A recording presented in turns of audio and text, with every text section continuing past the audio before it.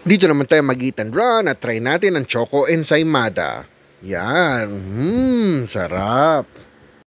Mabuti na lang may nadaan na kaming Lemon Square. Yan. Ito nga pala ang kanilang bakery treats. Tingnan ang order mo. Ano yan? Chocolate ensaymada. And ito. Nakakatawa kasi usually cupcakes ang binibenta nila. Ngayon, cake na talaga. Yan. And in fairness, ang cute ng mga design. Marami ka rin pagpipilian. Merong pa square at merong round. Ang nag-video nga pala rito yung panganay natin. Siya daw ang magva-vlog for today's video. Pwede ka ding bumili ng pang birthday cakes nyo. Yan ang design, no? Kakaiba at artistic, no?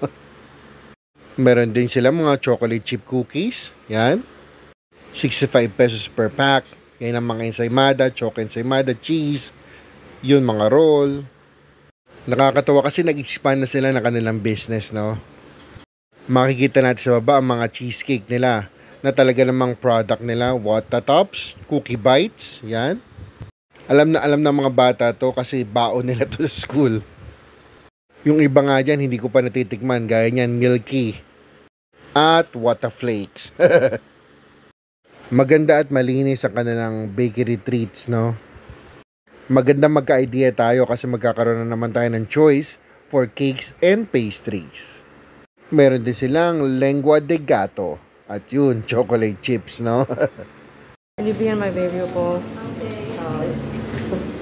You direct them. Extra 1,000 pesos. Thank you. Ito raw ang favorite niyang cake sa lahat. Choco Overload. Talagang hilig ng mga bata ang mga chocolate. At ito na, tara. Samahan nyo kaming mag-unboxing. Choco Ensaymada from Lemon Square. Ang tanging complaint ko lang dito, no? Dumidikit sa plastic yung ibang chocolate at frosting niya. So pagbukas mo, nawala na yung toppings, no? Ayan, no? Paano kaya masusolusyonan yan? Ito na ang taste test ni panganay.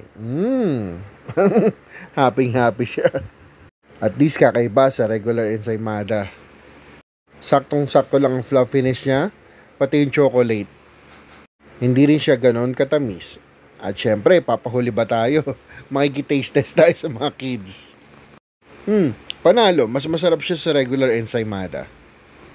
Syempre, papahuli ba ang bunso natin? Siya rin daw mag-unbox ng isa pang chocolate ensaymada. Not sure kung meron silang branch sa Cubao, pero kung meron, malamang babalikan namin to. Ito pa ang isang look sa choco ensaymada. Yan, no? Puno-puno ng chocolate at frosting. Ang bunso naman natin ang magta-try. Sarap na sarap siya. Choco ensaymada from Lemon Square. I'll give it 8.5 out of 10. See you on our next Eat and Run.